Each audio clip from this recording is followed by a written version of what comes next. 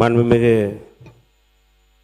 முதல்வர் அவர்களே, மாண்புமிகு சட்டப்பேரவை தலைவர் அவர்களே, இன்றைக்கு இந்த அறிவிப்பு ஒரு வரலாற்று சிறப்புமிக்க அறிவிப்பு.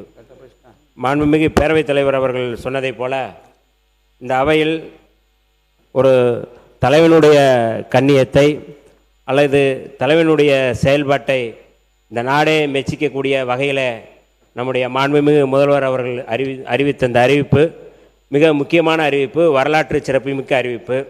இந்த அறிவிப்புகளில் நான் வியந்து பார்ப்பது, வடசென்னையில் 300 கோடி மதிப்பீட்டில் 400 படுக்கைகள் கொண்ட ஒரு பன்னோக்கு மருத்துவமனை அமைத்திருப்பது என்பது மிகுந்த வரலாற்று சிறப்புமிக்கது, வரவேற்புக்குரியது. ஏனென்றால் வடசென்னையிலிருந்து வருகின்ற மக்கள் எத்தகைய மக்கள் என்று எல்லோருக்குமே தெரியும். அவர்கள் இங்கே ராஜீவ்காந்தி மருத்துவமனையாக இருக்கட்டும், இல்லை ஸ்டான்லியாக இருக்கட்டும், இல்லை வேறு பகுதிக்கு போவது என்பது எப்படிப்பட்ட நெருக்கடியில் இருக்கிறார்கள் என்று தெரியும். இன்றைக்கு வடசென்னை மக்களே குளிர்ந்து போகின்ற வகையில் அவர்கள் இந்த 5 லட்சம் அந்த காப்பீடு கூட எத்தனையோ முறை எங்களுடைய தலைவர் எழுச்சி தமிழர் அவர்கள்ட்ட கூட சொல்லுவாங்க, இந்த 5 லட்சம் காப்பீடை கொஞ்சம் கூடுதலாக சொல்லுங்கள், அல்லது அந்த 5 லட்சத்துக்கு எங்களுக்கு காணலை, கொஞ்சம் நீங்கள் நிதி கொடுங்க அப்படின்னு சொல்லி கேட்பார்கள். ஆனால் அதை உணர்ந்து மாண்புமிகு முதல்வர் அவர்கள் 5 லட்சத்தை 25 லட்சமாக உயர்த்தியிருக்கிறார். இது எப்படின்னா, ஔவையார் சொல்லுவாங்க, நோவா, அதாவது ஏவா மக்கள் மூவா மருந்து என்று சொல்வார்கள். ஏவா மக்கள்னா நீங்கள் மக்கள் ஏவாமலே கொடுக்குறாங்க அப்படின்னா அவர்களுக்கு மூப்பே இல்லை. ஔவையார் சொன்ன பாடு. அப்போ மக்களுடைய உணர்வு அறிந்து அல்லது மக்களுடைய மனதறிந்து இன்றைக்கு மாண்புமிகு முதல்வர் அவர்கள் இந்த அறிவிப்பை அறிவித்திருக்கிறார்கள்.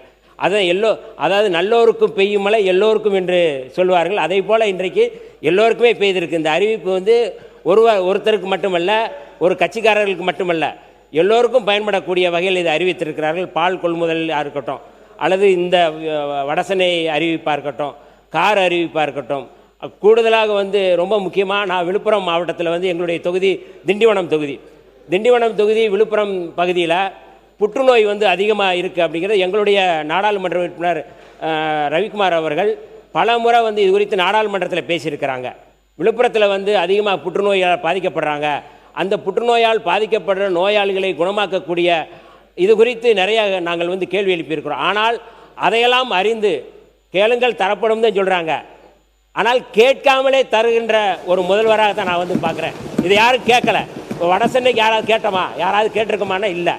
ஆனால் புற்றுநோய் தொடர்பாக, புற்றுநோய் தடுப்பு மையம் தொடங்குவது தொடர்பாக, அது அறிவிப்பு தொடர்பாக யாராவது கேட்டிருக்கிறோமா? இல்லை. அப்போ ஒரு பைபிளில் சொன்ன வசனத்தை விட கேட்காமலே தரக்கூடிய ஒரு மாண்புமிகு முதல்வர் அவர்கள் நமக்கு கிடைத்திருக்கிறார்கள். அந்த வகையில் இந்த அறிவிப்புகள் ஒன்டன் மூலமாக அறிவித்த அறிவிப்புகள் மகத்தானவை. இதை நான் வரவேற்கிறோம். விடுதலை சிறுத்தைகள் சார்பாக அவருக்கு நாங்கள் நன்றியை சொல்ல கடமைப்பட்டிருக்கின்றோம்.